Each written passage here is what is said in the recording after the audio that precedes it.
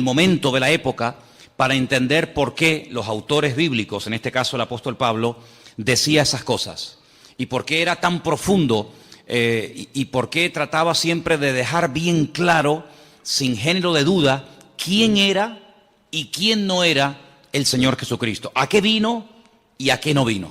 Entonces voy a pedir a, no sé, por ejemplo, a una cualquiera, tú misma, hermanita, tú y tal vez Juan Carlos, ¿me podéis? Mira, aquí tenéis unos apuntes, tenéis que compartirlos, porque no, evidentemente no hay para todos, pero podéis a lo mejor juntaros ahí 2 o 3, o en fin, entre vosotros, porque yo quiero que tengáis esto y que lo leáis tranquilamente, que lo leáis detenidamente en vuestras casas, porque no hay nada peor que estar creyendo en un Señor al cual sinceramente no conocemos.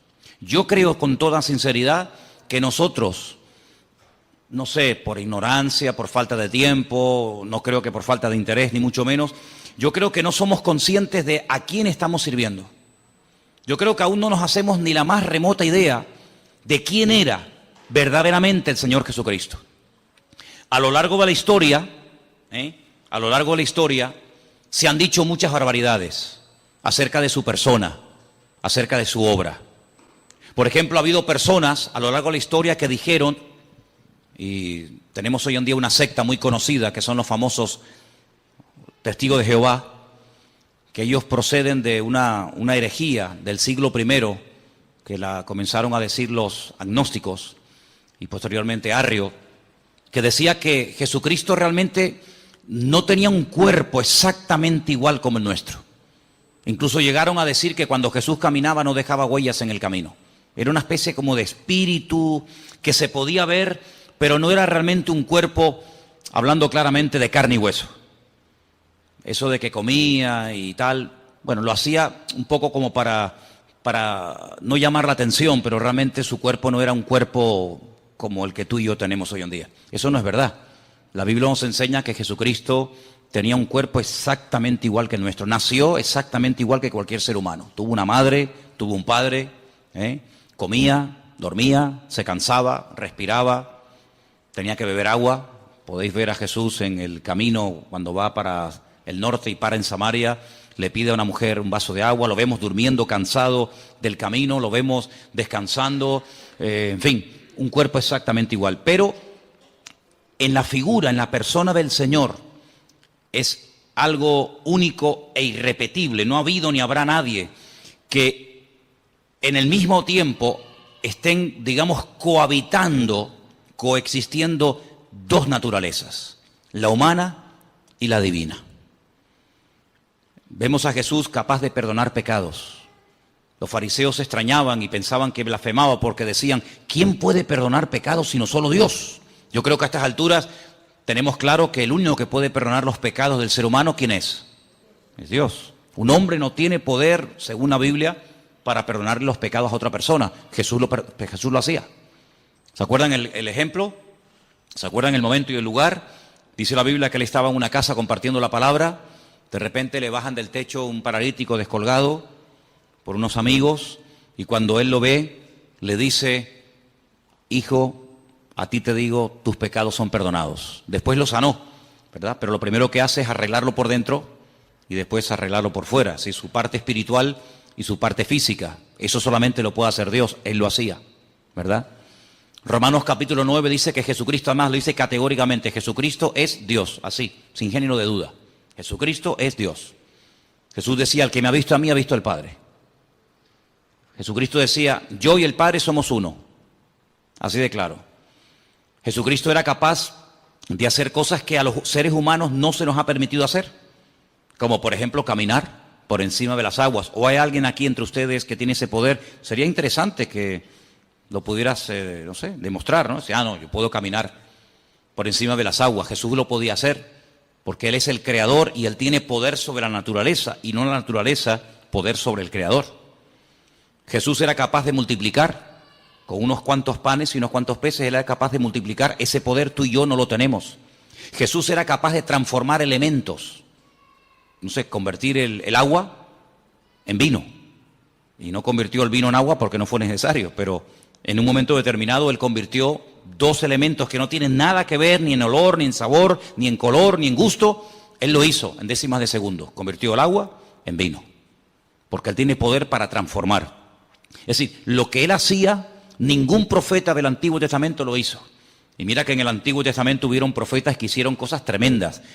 Dice la Escritura que los milagros que Moisés logró hacer a través de los muchos años que estuvo, digamos, dirigiendo el pueblo de Israel, dice que no ha habido ningún otro profeta que se levantara con tanto poder y con tanta autoridad como Moisés. Fue, digamos, el más grande de todos. Pero Jesús lo superó, evidentemente, ¿no? Jesús llegó un día a decir que Él era antes de Abraham. Lo leía recientemente y le dijeron, pero si tú no tienes ni 50 años, ¿cómo es posible que tú hayas conocido a Abraham y que incluso te atrevas a decir que tú eres antes de la existencia del patriarca Abraham? Y dice, pues yo soy antes que Abraham. Juan lo define como el verbo, como la palabra encarnada, como la palabra humanada, la palabra hecha carne. Dice, en el principio era el verbo era con Dios y el verbo era Dios, ¿verdad? Entonces vemos al Señor Jesucristo con atributos divinos, capaz de perdonar pecados, caminar por encima de las aguas, transformar elementos, multiplicar panes y peces, etcétera, etcétera. Capaz de leer los pensamientos de la gente. Dice, ¿por qué caviláis contra mí en vuestros corazones? Sí, lo vemos en un cuerpo que come, que respira, que incluso murió, que tuvo que resucitar, que sudaba, que sangraba, etcétera, pero nunca dejó su divinidad. Evidentemente, como ser humano estaba tremendamente limitado. Ahora, ¿qué es lo que ocurre? En aquellos tiempos, y vamos a leer ahora un poquito, en aquellos tiempos los agnósticos decían que lo que tiene que ver con la materia, lo que tiene que ver con el cuerpo es malo, es negativo.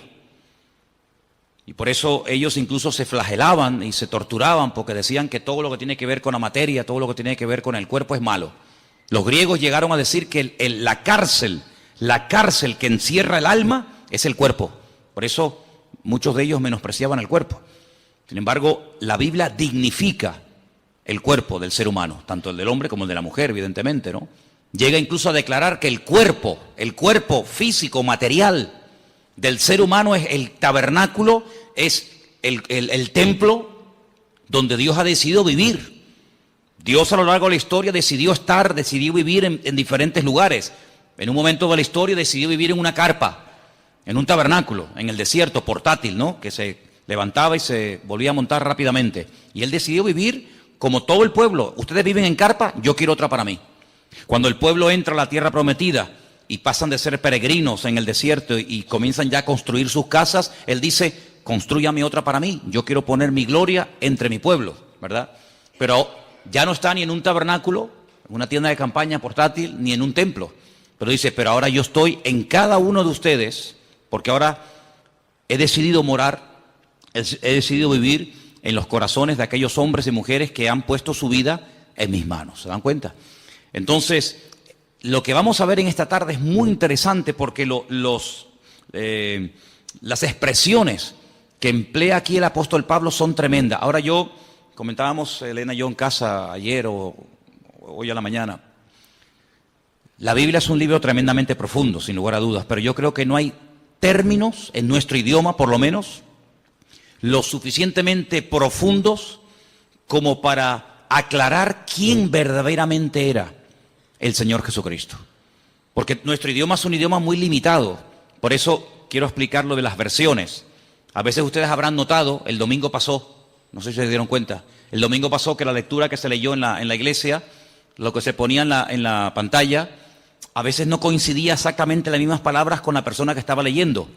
¿Por qué? Porque en español, como en muchos idiomas, hay muchas formas de decir una cosa. Entonces depende del autor, depende del traductor. Podemos decir de una forma o podemos decir de otra forma. Estamos diciendo lo mismo, pero no habla igual un venezolano con un colombiano. No habla igual un canario con un catalán. No habla igual un boliviano que un argentino. Hay diferentes expresiones. Todos hablan el mismo idioma, pero cada pueblo, cada cultura, cada lugar, cada momento de la historia, pues tiene expresiones que van cambiando. El idioma no es algo muerto, el idioma es algo vivo, va cambiando de generación en generación. Cada cierto tiempo pues la Real Academia Española tiene que introducir palabras y tiene que introducir términos que hoy en día son normales, pero que en la época de nuestros padres o de nuestros abuelos esas palabras ni existían. Es que ni existían, ni se sabía lo que era eso. Sin embargo, hoy en día hay que dar una definición, hay que dar una aclaración a palabras que se usan todos los días, pero que en aquellos tiempos, repito, ni existían. Entonces a veces hay que, entre comillas, inventar. Incluso a veces nosotros en nuestro idioma hemos adoptado palabras de otro idioma. En la informática ni te cuento. La informática está llena de términos que son ingleses, son términos que no son españoles, pero que de alguna manera ya forman parte de no sé, software. Tantas palabras, no vamos a estar ahora perdiendo el tiempo en eso, pero tantas palabras que todo el mundo o mucha gente sabe lo que significan, pero que sin embargo hasta hace pocos años la gente no entendía. Entonces, por eso no es lo mismo coger una Biblia del siglo XIX que leer una Biblia del siglo XXI. El mensaje es el mismo, pero la forma de clarificar el mensaje evidentemente va cambiando y hay que adaptar el lenguaje a los tiempos, ¿no? Entonces, cuando el apóstol Pablo le decide escribir una carta a nuestros hermanos, a la iglesia local de los hermanos de Colosas, pues ahí había unos problemas particulares que curiosamente a lo largo de la historia se han ido repitiendo. Entonces, en los apuntes que ustedes han recibido en esta tarde, perdonen la letra tan pequeñita, yo sé que algunos dirán, madre mía, yo esto no lo veo. Es que lo quise hacer grande y mira cómo salían los folios, salían unos folios enormes.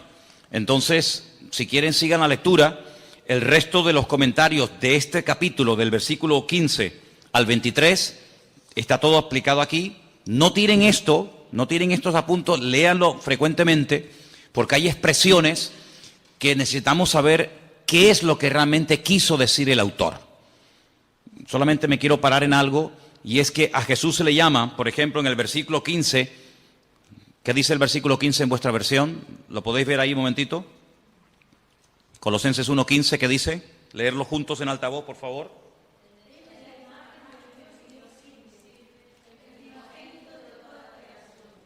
La semana pasada definimos un poco el tema de lo que era imagen, ¿se acuerdan?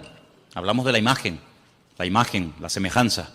Dijimos que son términos que no tienen nada que ver con el aspecto físico de una persona. Toar es la palabra que se emplea cuando se quiere hablar de apariencia, de forma, de figura.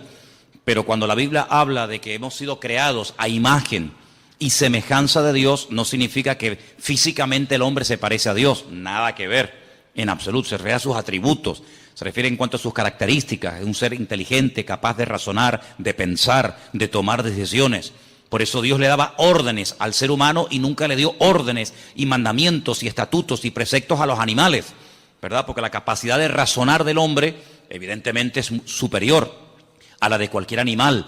El animal no razona, no piensa, no medita, no es capaz de hacer un poema, de hacer un argumento filosófico. El ser humano puede jugar con las palabras, en fin, tiene una capacidad superior, evidentemente, ¿no? A todo eso se refiere la Biblia cuando habla de imagen y semejanza. Cuando la Biblia dice que Jesús era la imagen de Dios, no significa que tú veías a Cristo y veías la cara de Dios, ¿eh? No significa que físicamente Jesucristo se parecía a Dios, porque Dios, dice la Biblia, dicho sea de paso, Dios no tiene aspecto físico. ¿A quién se parece Dios? ¿Dios es blanco o es negro? ¿Es alto o es bajo? Es que no tiene nada que ver. Esos argumentos, esos adjetivos, no tienen nada que ver con Dios. Dios no es ni alto ni bajo, no está ni de pie ni sentado, no está ni aquí ni allá, no entra y sale. No está un día alegre y otro día triste. Dios es un Dios inmutable, es un Dios que es totalmente, desde mi punto de vista, totalmente imposible por muchos argumentos, por muchas explicaciones, por muchos adjetivos que utilicemos. Sinceramente, todos se quedan cortos. Yo pienso que a lo largo de la historia, el hombre que el mejor definió a Dios fue un rabino llamado Maimónides. Hay un libro extraordinario que él escribió en el siglo XII, el Guía de los Perplejos, donde él habla él define la esencia de Dios. Y yo no he conocido a nadie, ni he leído ningún libro que explique la esencia de Dios tan profunda y al mismo tiempo tan clara como la define este hombre, ¿no? Él, por ejemplo, dice que Dios no tiene peso ni medida, Dios no tiene forma ni figura.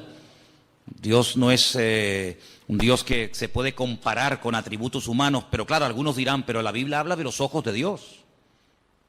La Biblia habla de la mano de Dios. La Biblia habla de la espalda de Dios. Dice que Moisés le vio la espalda a Dios. La Biblia habla de la boca de Dios. Eso es lo que se llama antropomorfismos. Es atribuirle a Dios o utilizar elementos humanos para hablar de lo que Él hace o hablar de lo que Él es. Dice, los ojos del Señor recorren toda la tierra. ¿Te imaginas dos ojos así? Por las calles, por las plazas, por las montañas, dos ojos. Hombre, eso no se puede traducir literalmente, porque los ojos del Señor que recorren toda la tierra, ¿qué es lo que quiso decir el autor? Que Él lo sabe todo, que Él lo conoce todo. No es que sus ojos literalmente van por la calle así buscando, ¿verdad? Porque si fuera así, literalmente, quiere decir que si los ojos de Dios están en aquella dirección, ya no están en esta. Si está mirando hacia la derecha, ya perdió la visión de la mano izquierda. Por lo tanto, no es algo literal, ¿verdad? Así que eso es lo que la Biblia, ya digo, se llama antropomorfismo. Es utilizar un lenguaje humano para definir o para explicar más o menos un concepto de tipo espiritual. Eso es al mismo tiempo lo que es una parábola. La Biblia está llena de parábolas. Ustedes pueden leer los evangelios. Dice, la parábola del sembrador, la parábola del hijo pródigo, la parábola de la oveja perdida, ¿verdad? Está llena de parábolas. ¿Y qué es una parábola? Es un ejemplo. Es un ejemplo de algo conocido, ¿verdad? Una oveja, una semilla, un chico que se pierde, etcétera, para explicar un concepto espiritual que, utilizando ese ejemplo sencillo, la gente puede entender más o menos, repito, lo que es el reino de Dios, lo que es el amor de Dios, lo que es el perdón, lo que es la misericordia, lo que es la generosidad, la hospitalidad, etcétera, etcétera, etcétera, ¿verdad? Entonces vamos a leer algunas frases de aquí, de la primera página. Ahí en la primera página donde pone los pensadores equivocados. ¿Lo veis? Disculpen que todos no tengan los apuntes, pero después si queréis podemos hacer fotocopias, porque es muy bueno que todos tengan estos apuntes y los leas y los repases, porque tenemos que profundizar y crecer en nuestro conocimiento de Dios. Dice así, uno de los hechos de la mentalidad humana es que uno no piensa más de lo que se ve obligado a pensar.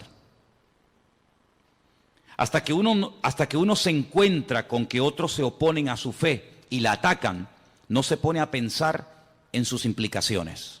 A veces nosotros no nos rompemos la cabeza con preguntas que el mundo se hace, ¿verdad? Ni pensamos en eso. Pero, ¿verdad que cuando te hacen una pregunta que en ese momento no sabes qué decir, dices, ay, pues tengo que estudiar? Tengo que preguntar, porque a mí nunca se me había pasado por la cabeza que alguien me hiciera esa pregunta. Claro, generalmente, salvo excepciones, la gente suele preguntar más o menos lo mismo. Pero cuando te pasa a ti, que te preguntan por primera vez, y si Dios es tan bueno, ¿por qué se mueren los niños de hambre? Yo, ¿qué le digo? ¿Qué le digo? ¿Verdad? O si Dios es tan bueno, ¿por qué permite tal y tal otra cosa? Entonces, a veces es bueno que nos hagan preguntas que en el momento no sabemos qué decir o qué responder para que eso nos lleve a buscar de Dios. ¿Estamos de acuerdo? ¿Me estáis mirando a mí o estáis mirando a los que entraron? Estáis mirando aquí, ¿verdad? Bien, perfecto. Hasta que la iglesia se vio confrontada con alguna herejía peligrosa, no empezó a darse cuenta de las riquezas de la ortodoxia. Es característico del cristianismo que siempre puede producir nuevas riquezas para hacer frente a una nueva situación. Es bueno que en algún momento de tu vida alguien, un amigo, un vecino, un familiar o quien sea, te haga una pregunta que tú digas, mira, sinceramente en este momento no tengo ni idea qué decirte.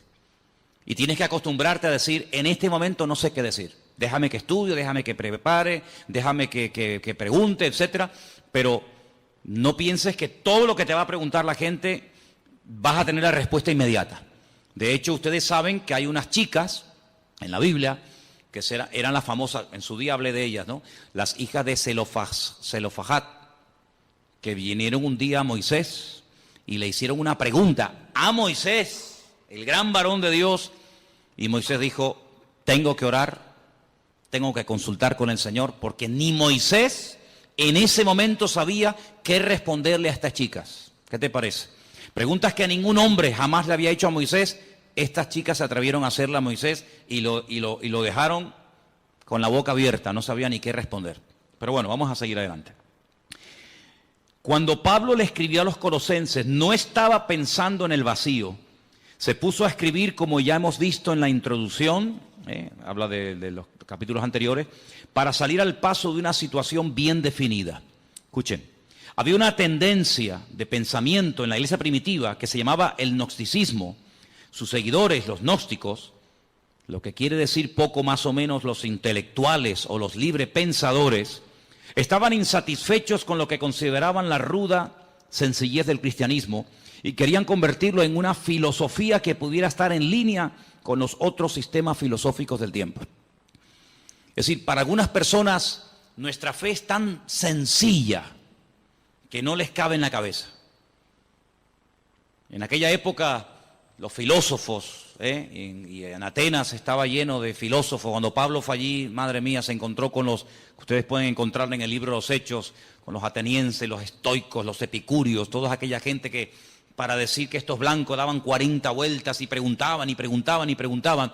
Pues cuando empezó el cristianismo a difundirse y a extenderse el evangelio por todo el mundo conocido, pues estos gnósticos no daban crédito a que todo fuera tan fácil y todo fuera tan sencillo. Ellos querían complicar las cosas. Por eso Pablo tiene que escribir muchas cartas para responder y debatir correctamente a esta gente, ¿no? Ahora bien, Dios es espíritu y por lo tanto absolutamente bueno y la materia absolutamente mala, según decían ellos. De ahí que se deducía que el Dios verdadero no podía tocar la materia y por lo tanto no era el agente de la creación. Así es que los gnósticos creían que Dios había producido una serie de emanaciones, cada una más lejos de Dios que las anteriores, hasta que por fin hubo una lo suficientemente distante de Dios para poder tocar la materia y crear el mundo. Fíjense cómo se complicaba la vida a la gente. Ahora, hay no es una ciencia, porque realmente no es una ciencia, es muy difícil definir realmente lo que es, pero la Cábala o la Kabbalah, que es una interpretación mística de la Biblia, ellos tienen lo que se llama el árbol de la vida, que consiste en una serie de digamos como de emanaciones, una serie de puentes, una serie de estaciones entre Dios y el hombre. Ponen el ejemplo de decir, bueno, imagínense que ahí en las Caletillas hay una estación eléctrica, ¿sí o no? Todos la hemos visto. Esa estación eléctrica produce 1 millón de vatios. Y salen cables de la estación eléctrica de Caletillas, pues a todas partes, incluido llegan aquí a Santa Cruz. La luz que está entrando en este momento en este salón no es 1 millón de vatios. Si aquí entrara 1 millón de vatios, salimos todos por los aires, todos reventaríamos. Si pusiéramos ahí un micrófono, una guitarra, un teclado a la pared y le sale 1 millón de vatios, pegaría una explosión que saldría el edificio por las nubes. Entonces, ¿qué es lo que hacen? Por el camino van poniendo transformadores y van bajando de 1 millón a 100.000, de 100.000 a 50.000, de 50.000 a 20.000, de 20.000, y así van bajando y van como bajando la potencia para que cuando llegue al hogar de cada uno de nosotros, todos nuestros aparatos funcionan a 220. Entonces, lo que sale de la estación central no es lo que nos llega a la casa. Es una mínima parte de lo que sale. Siempre tiene que salir más de lo que llega. Si sale a 220, no nos va a llegar a nosotros a 1 millón, pero a la inversa sí. Entonces, algunos creen que Dios es tan poderoso, tan grande, tan sublime, tan magnífico, que es realmente imposible llegar a tener comunión y relación con ese Dios, porque como que nos mataría. ¿Qué es lo que hacen? Ellos van por el camino, para explicarnos, ¿no? Ellos van por el camino diciendo que, bueno, Dios se manifestó en esto, y esto en esto otro, y esto en esto otro, y esto en esto otro, y Cristo, según los gnósticos, fue una de las manifestaciones o emanaciones de Dios, la más distante, y por eso Él podía tener un cuerpo, pero realmente no era un cuerpo como el que dijimos al principio. Todo esto es una auténtica barbaridad. Algunos dirán, pero ¿cómo la gente se puede complicar tanto la vida? Pero esto fue antes del año 100, después de Jesucristo, imagínense.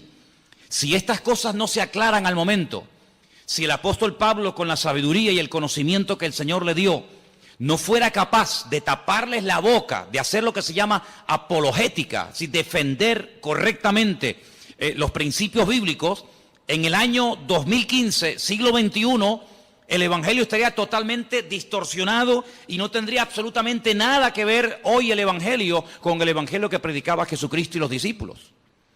Por lo tanto, se tuvo que defender la fe en aquel momento, se tuvo que aclarar las cosas, y gracias al Señor tenemos, por ejemplo, la carta de los Colosenses, que va en una línea, la carta a los Efesios, la carta a los Tesalonicenses. ¿Por qué hay tantas cartas? Porque en cada congregación surgían diferentes opiniones o diferentes herejías. Por ejemplo, en Colosas decían que una de las formas de acercarnos a Dios es adorando a los ángeles.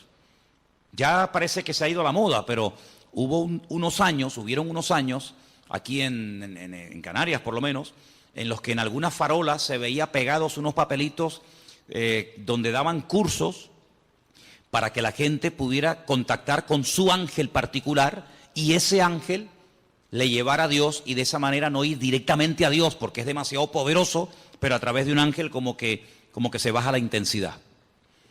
Se puso de moda el famoso libro o el famoso curso de milagros, ¿verdad?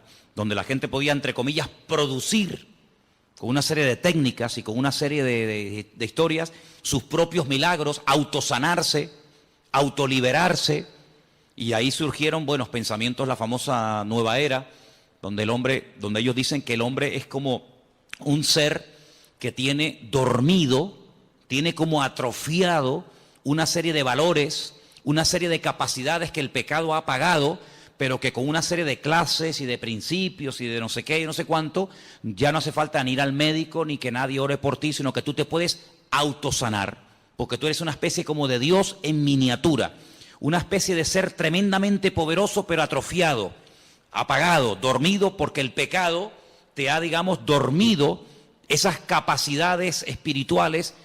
Y bueno, y la gente se complica la vida de una manera con tal de no ir a Dios, con tal de no buscar al Señor, son capaces de buscarlo donde sea.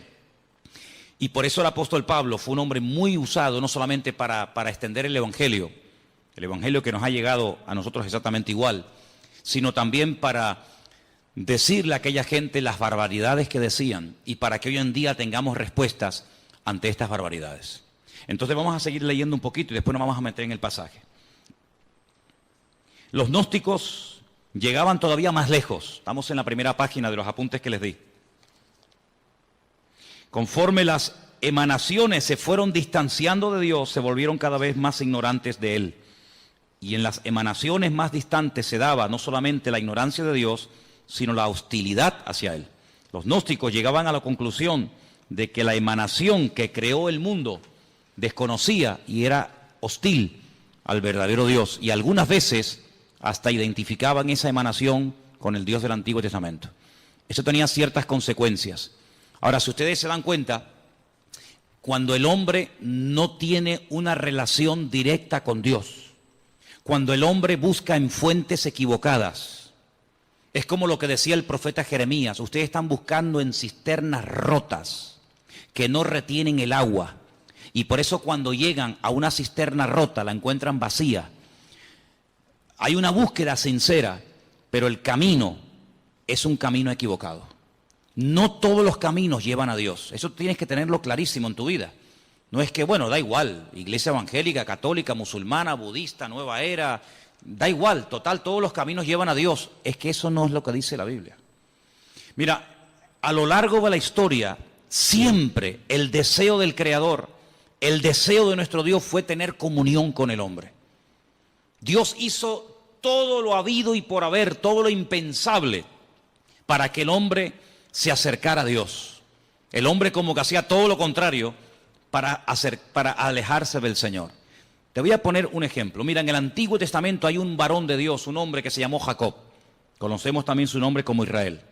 La Biblia dice que él una noche se echó a dormir. Estaba durmiendo al aire libre. De repente él tiene un sueño donde ve una escalera.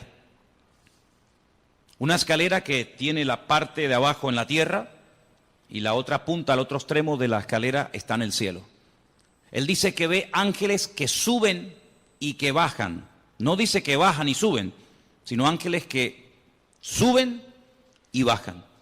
Él entiende en ese sueño, que es muy profundo para decirlo así en breves palabras, él entiende que el cielo se quiere acercar al hombre.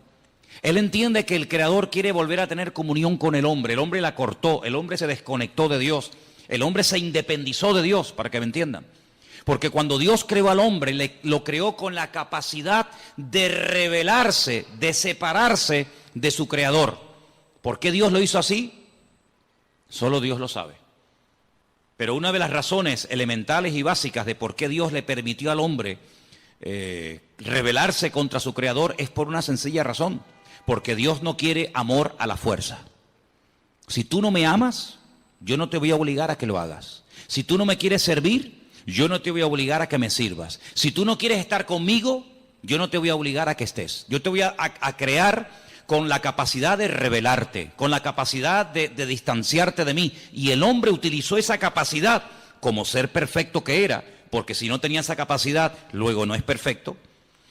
El hombre utilizó ese libre albedrío, esa capacidad y se desconectó de Dios. Claro, las consecuencias fueron terribles. Dios le dijo, bueno, pues si en este lugar que yo lo he creado para ti y no tienes que hacer absolutamente nada para subsistir, sino que yo te lo he dado prácticamente todo hecho. Fijaros que el hombre ni tenía, hermanos, que matar animales para poder comer. El hombre no fue creado para matar, por eso el hombre tiene que utilizar armas. Los animales, cada uno tiene sus armas de defensas, ¿verdad? Unos tienen cuernos, otros tienen garras, otros tienen veneno. El ser humano no tiene nada, porque el ser humano no fue diseñado para matar. Por eso el hombre tiene que usar una pistola, un palo, una piedra, una escopeta, un rifle, porque el hombre no tiene la capacidad por sí misma de matar a otro ser humano, porque no tiene ningún arma poderosa. Ahora, fijaros qué interesante, cuando el hombre se desconecta de Dios, Dios lo tiene que echar de aquel lugar perfecto y de armonía que todos conocemos como el Gan Edén, el jardín del Edén. Y cuando sale de ese lugar, él se percata, él se da cuenta de todo lo que ha perdido. Ahora el hombre tiene frío, ahora el hombre tiene calor, ahora el hombre suda. Sudar significa perder humedad, con la capacidad de poder deshidratarte. La mujer comienza a sentir dolores. La mujer no fue creada para tener la menstruación todos los meses. En el momento en el que peca, comienza a experimentar el hombre pérdida de humedad y la mujer pérdida de sangre todos los meses. La tierra se le vuelve en su contra. Los animales que antes dominaba, ahora en cierto sentido tiene que cuidarse de ellos porque le pueden quitar la vida. Y así una serie de consecuencias terribles. Pero a pesar de eso, Dios no se desentendió de la raza humana. Dios no dijo, bueno, ustedes no quieren estar conmigo, ahí se quedan. Sino que el hombre sigue, permítame la expresión, detrás del hombre, buscando al hombre. Les habla a través de Noé, pasan de Noé. Les habla a través de Abraham, pasan de Abraham. Les habla a través de José, pasan de José. Les habla a través de la ley de Moisés, pasan de la ley de Moisés. Y así a lo largo de la historia, hasta que personalmente Él se humana, Él se encarna y viene, dice, y habitó entre nosotros y vimos su gloria. Bueno, ya después de tantas manifestaciones del amor de Dios y de tantas oportunidades, el hombre habrá entendido que no se puede esconder de Dios. ¿Qué es lo que hacen? Matan a su hijo. Creyendo que de esa manera ya Dios va a cesar en esa ansia, en ese anhelo de buscar constante y permanentemente el hombre. Nada más lejos de la realidad. Lo matan. Y el Padre dice en Romanos capítulo 8 que a través del poder de su Espíritu Santo resucita a su Hijo al tercer día. Luego la muerte no acabó con Cristo, la muerte fue el inicio de una etapa nueva, donde ahora ya no va a estar bajo la ley de un antiguo pacto, sino la ley de un nuevo pacto. Vienen los apóstoles, vienen los discípulos, vienen los padres de la iglesia, a lo largo de la historia, siglos y siglos y siglos y siglos, Dios continuamente buscando al hombre. El hombre inventando, todo tipo de excusas, todo tipo de herejías, todo tipo de barbaridades, que si él no murió, que si él se desmayó, que si María Magdalena se equivocó de tumba, que si los discípulos robaron el cuerpo, que si se equivocó de no sé qué, que si no tenía cuerpo, que si no tenía espíritu, una detrás de otra. Pero sin embargo Dios, en el anhelo y en el deseo de buscar al hombre, hoy en día sigue tocando y llamando a la puerta de los corazones. ¿Para qué? Para tener comunión, para tener relación contigo y tú con Él. Y de esa manera poder descubrir el propósito de tu existencia. Y no pasar por esta vida sin saber qué hago, a qué me dedico, ¿A dónde voy? Sino que sepas en todo momento por qué el Señor permitió que tú nacieras y que tú existieras y que tú estuvieras en este planeta un periodo muy corto de tiempo, muy corto, porque la vida es algo tremendamente efímero, algo tremendamente corto, que pasa así y cuando te das cuenta, ¡fum!, se te fueron tus 80, tus 90 años. Pero el objetivo no es vivir en esta tierra por la eternidad, sino prepararnos para retornar al Creador y tener este tiempo como una especie de escuela, de preparación para lo que realmente es la vida verdadera, que es la vida eterna en la presencia del Señor. ¿Te das cuenta? Entonces, el diablo ha intentado por todos los medios, habidos y por haber, cegar. Que la ignorancia sea la tónica habitual del ser humano. Que no lea la Biblia, que no se acerque a Dios, que se acerque a otras cosas, que tenga todo tipo de experiencias y de sensaciones, menos la búsqueda sincera y genuina de buscar a Dios. Pero vemos en la palabra de Dios que el hombre sigue y sigue y sigue y sigue rebelándose contra el Creador, pero todos aquellos que le reconocieron, les dio el derecho de tener un título que solamente llegó a tener un pueblo en la tierra, y es la de ser llamados hijos de Dios. ¿Cuántos dicen amén? Así que ya Dios no podía hacer nada más.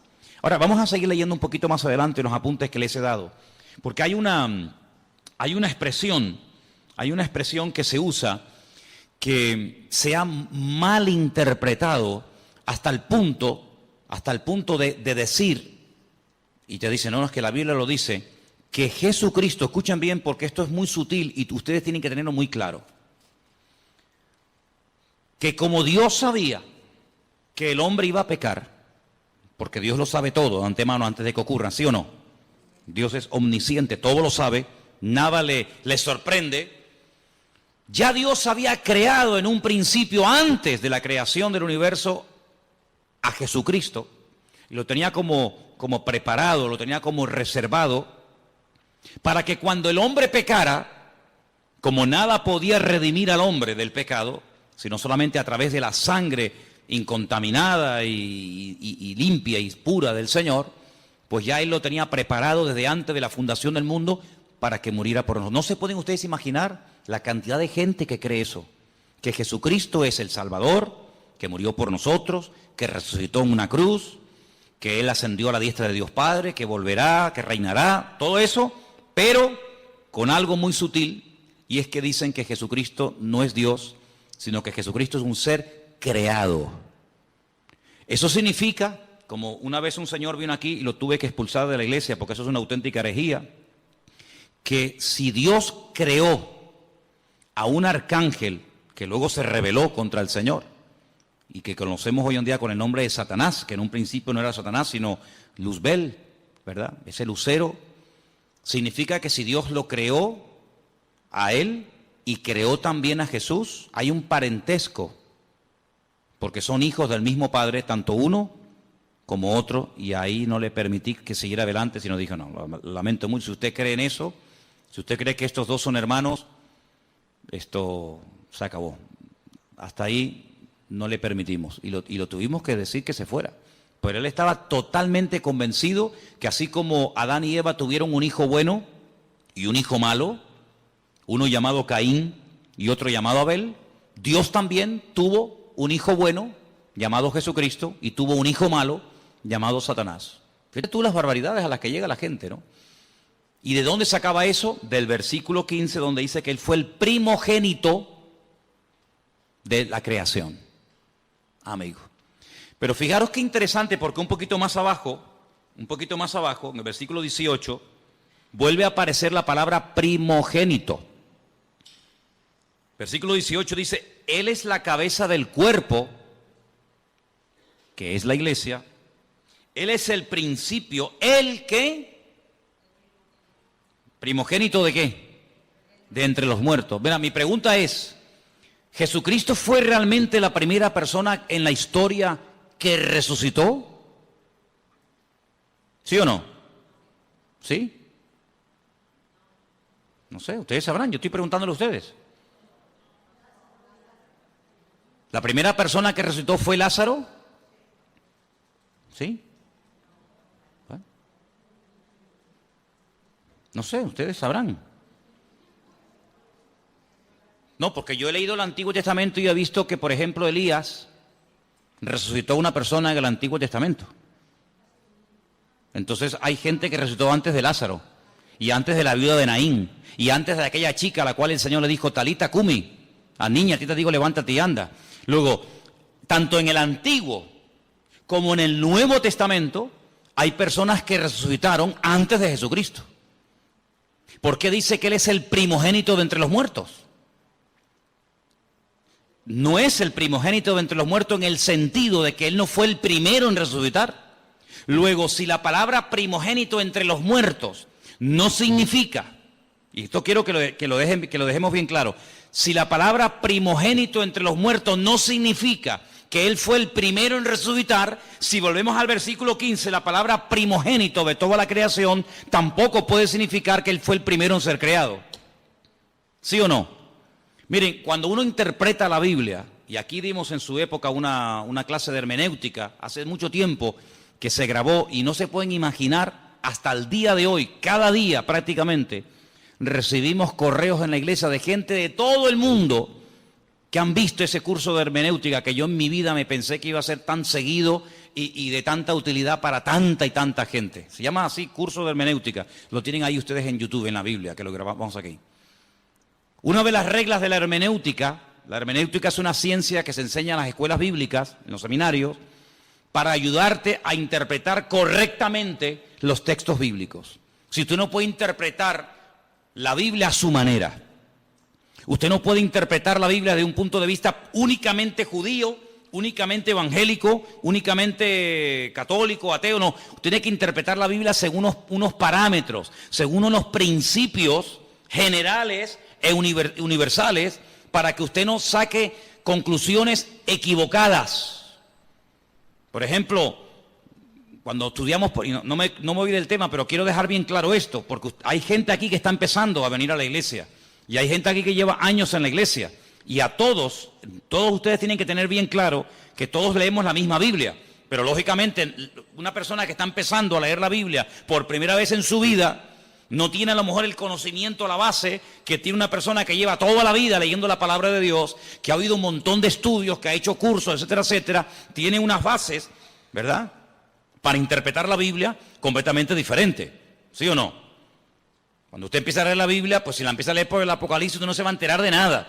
Pero si usted ha hecho cursos, usted ha escuchado lo que es el Apocalipsis, lo que significan los caballos, los colores, los números, cuando usted lo lea, usted va a disfrutar de la lectura de ese bendito libro. Pero si usted no sabe, usted no se va a enterar de nada. Es decir, pero es que yo no entiendo la Biblia. Por eso hay gente que a veces dice, mira, yo he leído la Biblia y yo no la entiendo. Hombre, claro, si llevamos a un niño el primer día a la escuela y le van a enseñar a multiplicar y a dividir, el niño probablemente no va a querer ir más, porque se va a aburrir. Pero el niño aprende jugando. El niño aprende disfrutando con los colores, con el trencito, con las canciones, y así va aprendiendo, ¿verdad?, de una forma sencilla y progresiva y gradual. Cuando vamos a la palabra de Dios, nos encontramos que hay expresiones que no se pueden interpretar literalmente. Una de ellas es la que estamos viendo. Jesucristo es, porque Él está diciendo, Jesucristo es esto, Jesucristo es esto, Jesucristo es esto y esto. Y una de las cosas que Pablo dice que es Jesucristo es el primogénito de entre los muertos. Pero ya les acabo de mostrar que Él no fue la primera persona en la vida, en la historia, que resucitó. Por lo tanto, no puede significar el primogénito de entre los muertos, no puede traducirse como, Él fue el primero que resucitó. No. Jesucristo no fue el primero en resucitar. Mira, Lázaro, no resucitó Jesucristo a Lázaro. Si Cristo resucitó a Lázaro, ya Cristo no fue el primero en resucitar, sería en todo caso Lázaro. Bien, por la misma regla de tres, si usted empieza a interpretar unos textos y usted se encuentra la misma expresión, pero versículos antes, como por ejemplo en el versículo 15, dice primogénito de la creación. Bueno, pues primogénito de la creación significa que Él fue el primer ser creado. No lo puede traducir así. Vamos a leer según este comentario, según los apuntes que ustedes tienen ahí, qué puede significar esta expresión y después la vamos a clarificar. Estamos casi al final de la página 2, página 766, donde pone lo que Jesucristo es en sí mismo, ¿lo veis? Aquí abajo. En este pasaje, Pablo dice dos cosas importantes acerca de Jesús, ambas en respuesta aquella gente de los gnósticos de aquella época. Los gnósticos habían dicho que Jesús no era más que uno entre muchos intermediarios y que por muy glorioso que fuera, era solo una revelación parcial de Dios. Pablo dice que Jesucristo es la imagen del Dios invisible. Colosenses 1:15. Usa aquí una palabra y una figura que despertaría toda clase de memorias en las mentes de los primeros lectores. La palabra eikon, en griego, e imagen en su traducción correcta. Ahora bien, como señala este autor, una imagen puede ser dos cosas que se confunden entre sí. Puede ser una representación, pero una representación, si es lo bastante perfecta, puede ser también una manifestación. Cuando Pablo usa estas palabras, establece que Jesús es la perfecta manifestación de Dios. Para comprender cómo es Dios, tenemos que mirar a Jesús. Yo le digo a la gente, ¿usted quiere conocer a Dios? ¿Quiere saber cómo piensa, cómo siente, cómo es Dios? Tienes que conocer a Jesús. A Dios llegamos a través de Cristo. Si usted no conoce a Cristo, es imposible que usted conozca a Dios.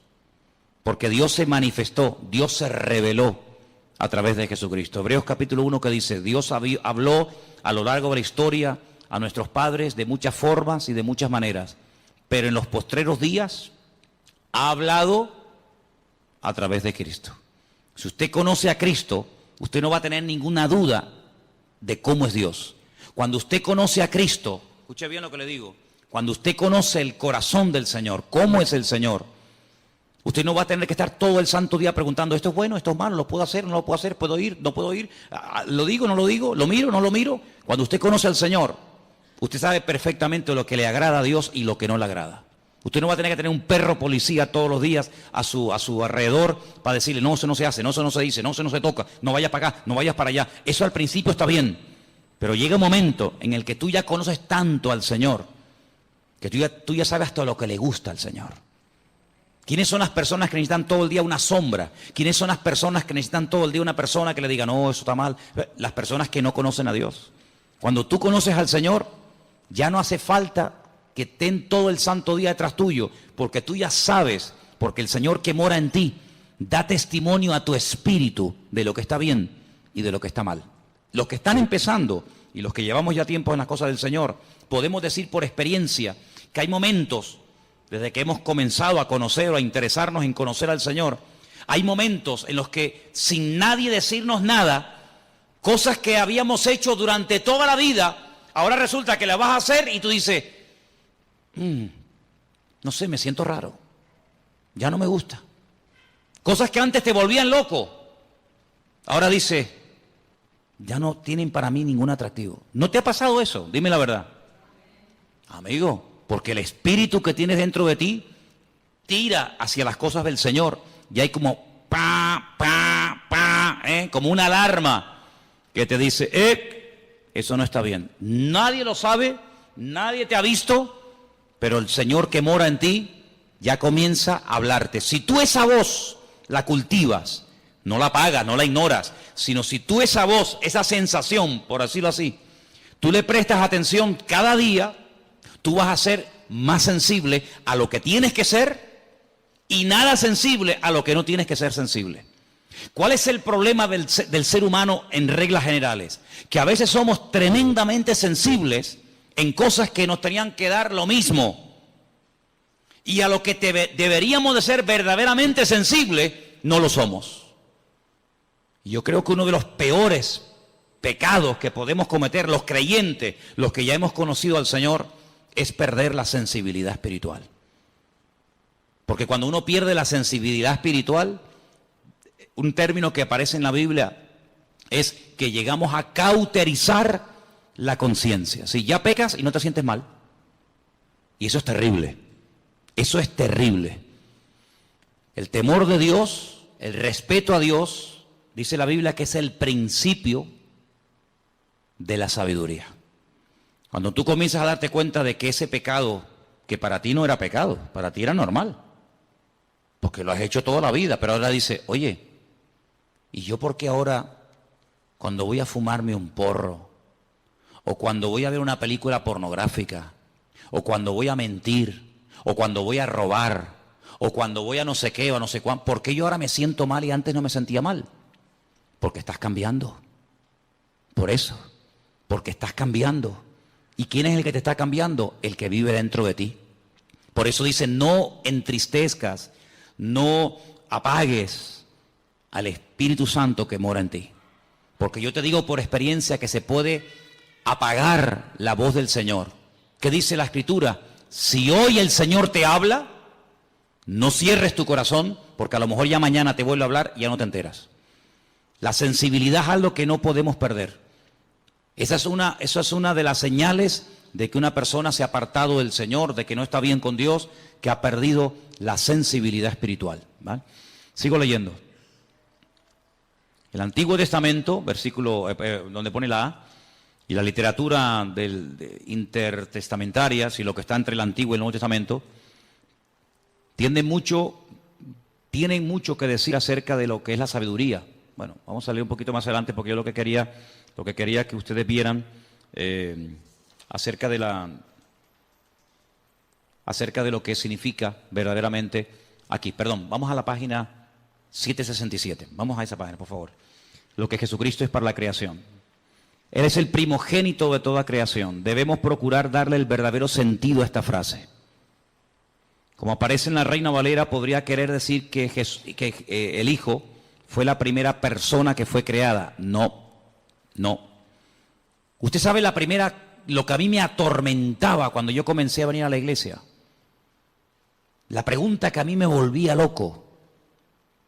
Ya gracias al Señor eso ya ha pasado a la historia, pero yo era una cosa que era algo como una obsesión, era algo que me volvía loco. ¿De dónde salió Dios? ¿Quién lo creó? Yo daba para atrás, marcha atrás, ¿no? Iba para atrás, iba Jacob, Abraham, Noé, Adán, iba para atrás. Decía, ¿de dónde salió Dios? ¿Quién lo creó? Claro, más loco me volvía si yo decía, bueno, lo creó fulano de tal. Otra vez volvemos al lío. Y a fulano de tal, ¿quién lo creó? Era algo increíble. ¿Quién te puede explicar? Yo no soy capaz de hacerlo. ¿Quién te puede explicar que a Dios no lo ha creado nadie? Que Dios siempre ha existido y siempre existirá. ¿Quién te puede explicar eso? Yo no. ¿Sabes cómo se acepta eso? Por fe. Señor, yo no sé todas las respuestas, pero yo solamente sé una cosa, que tú existes y tú eres mi Dios. ¿Quién le puede a usted explicar el concepto que los cristianos llaman Trinidad? Padre, Hijo y Espíritu Santo. ¿Quién le puede a usted explicar eso? Que si el huevo, que si el agua, que si la metes en la nevera se hace un cubito de hielo, que si la pones al fuego se evapora y si la bebes es líquida. Sí, son 3 elementos. ¿Quién le puede a usted realmente explicar todo eso? Por eso Dios nos ha dado un regalo maravilloso. Yo sé que hay gente que este regalo no lo tienen. Y por eso yo le agradezco a Dios que a muchos de los que estamos aquí, Dios nos ha dado ese regalo. ¿Saben cuál es? La fe. Hay gente que tiene fe en el curandero. Y creen con todo su corazón que ese es sinvergüenza, que te pide dinero, que se inventa respuesta, que se inventa que tu marido tal, que tu hijo no sé qué, que siempre dicen lo mismo. Hay gente que tiene una fe ciega en eso y hasta pagan dinero. Nosotros no tenemos necesidad de ir por esos derroteros ni por esos caminos, porque estamos totalmente convencidos de que Dios es un Dios que existe y es un Dios verdadero. Yo sé que Jesucristo siempre ha existido. Claro, en nuestra mente humana todo tiene un principio, todo, absolutamente todo. Y aparentemente todo tiene un final, pero en Dios, en Jesucristo, en su Espíritu no hay ni principio ni fin. Siempre han existido. Es más, Pablo dice que todo lo que existe fue creado por Él, para Él y por medio de Él. ¿Cuántos dicen amén? Claro, el mundo se puede reír, el mundo puede cuestionarse. Pero bueno, hermano, que digan lo que quieran. Yo sé en quién he creído. Y yo sé que el Señor no fue creado, sino que el título primogénito de la creación, como vamos a ver ahora, esto es lo que significa.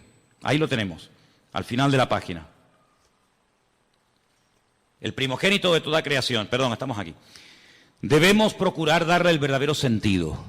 Como aparece en la Reina Valera, podría creer o querer decir que el Hijo fue la primera persona que fue creada, pero en el pensamiento hebreo y griego la palabra primogénito, que está ahí entre paréntesis, no tiene más que un sentido temporal muy indirecto.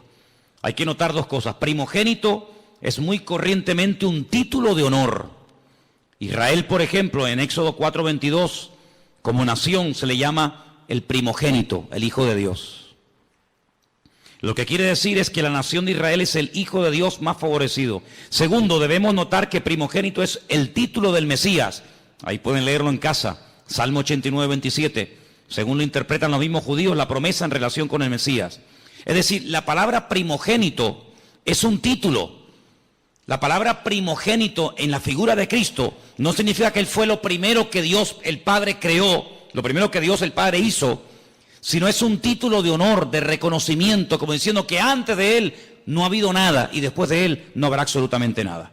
Esto hay que estudiarlo con tranquilidad, en profundidad. ¿Por qué? Porque si, por ejemplo, usted tiene, no sé, la oportunidad o ha tenido la oportunidad de hablar con un testigo de Jehová, ellos dicen que creen en Jesucristo, pero como un ser que fue creado, no como un ser eterno, no como Dios, no como dice la Escritura, Emmanuel, Dios con nosotros, sino como un ser, ya digo, que fue creado, como fue creado los ángeles, como fue creado el sol, la luna, las estrellas, etcétera, etcétera. Si saliéramos a la calle y le preguntáramos a la gente, dígame algo acerca de Jesucristo, muy poca gente tiene claro que Jesucristo, como ser humano, tuvo un principio, ¿sí o no?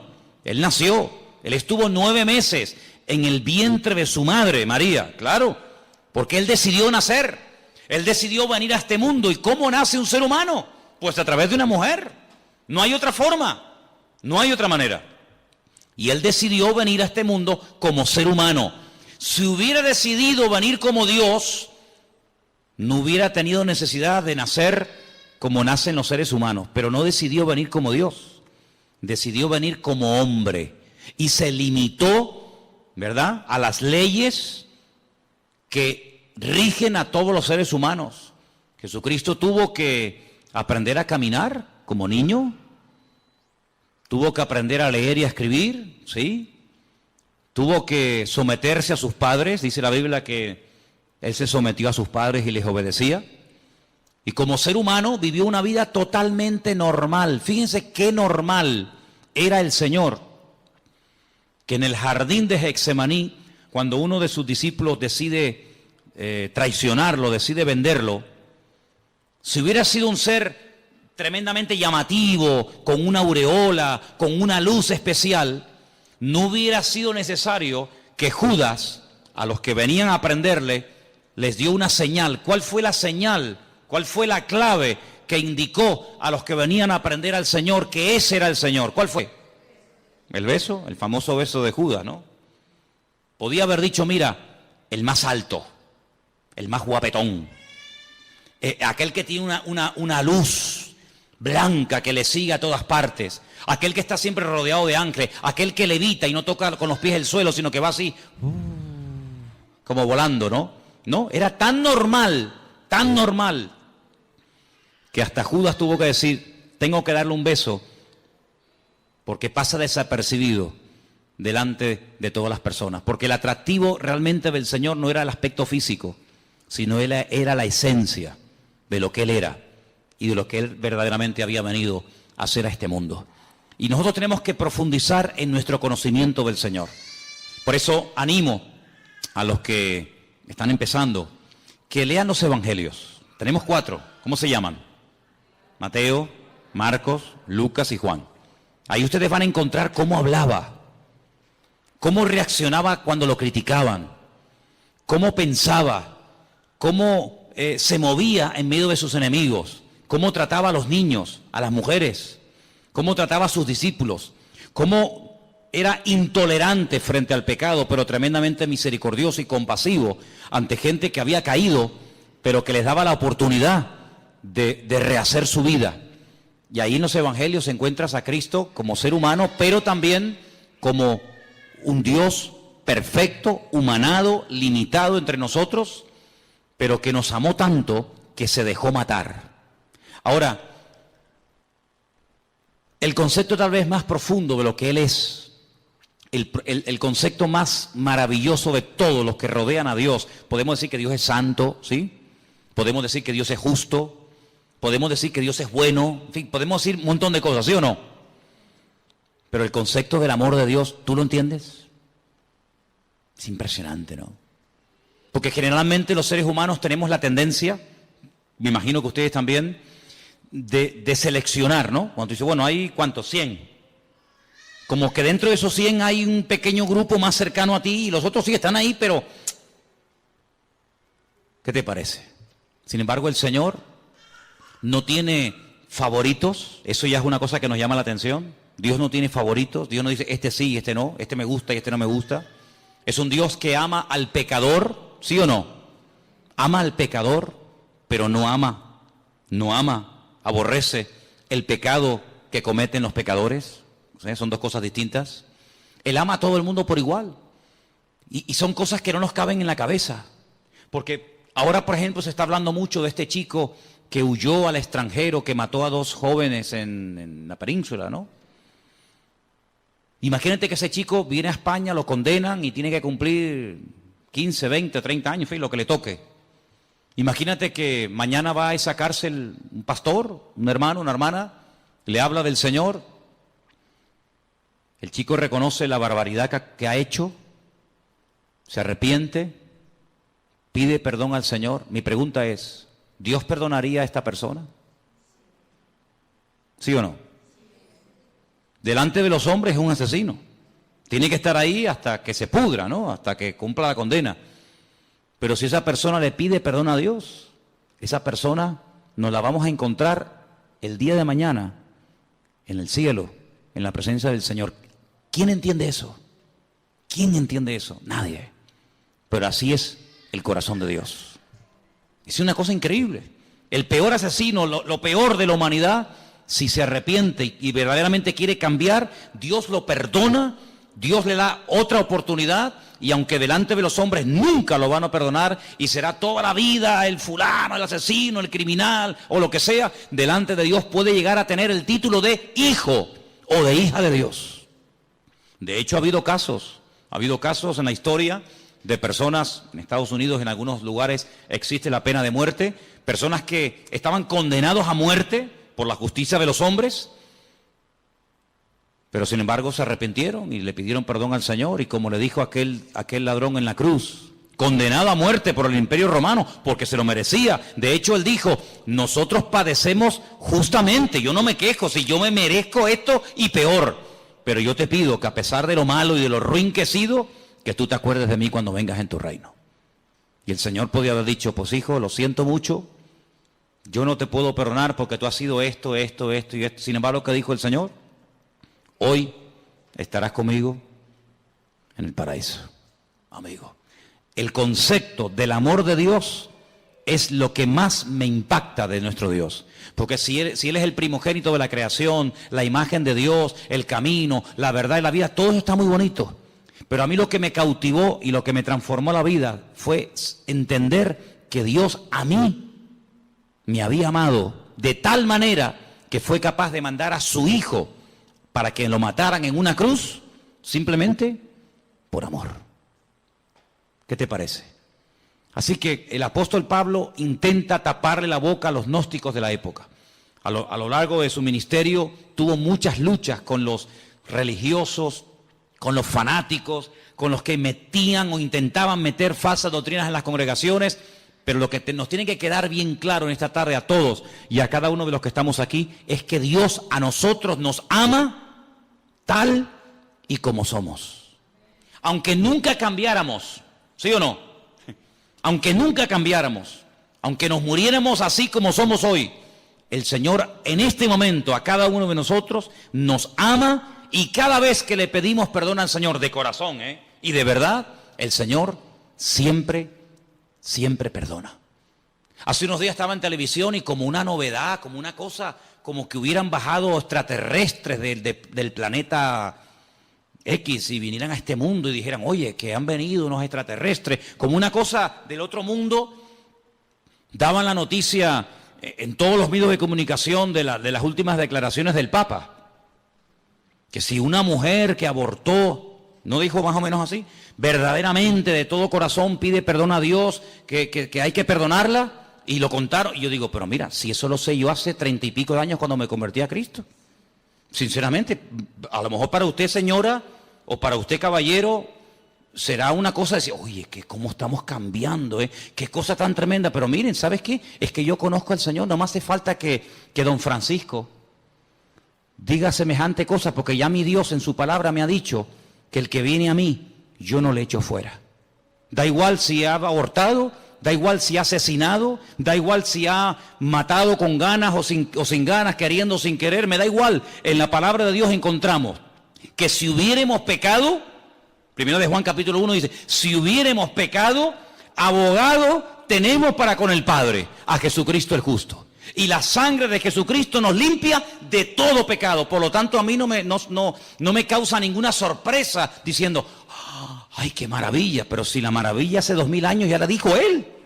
Ya hace 2000 años el Señor Jesucristo murió en la cruz para demostrarle a toda la raza humana que no importa lo lejos que nos hayamos separado de los caminos del Señor, no importa, mira, lo bajo que hayamos caído, las barbaridades que hayamos hecho, si le pedimos perdón al Señor, Dios siempre, siempre perdona y otra cosa más, y olvida.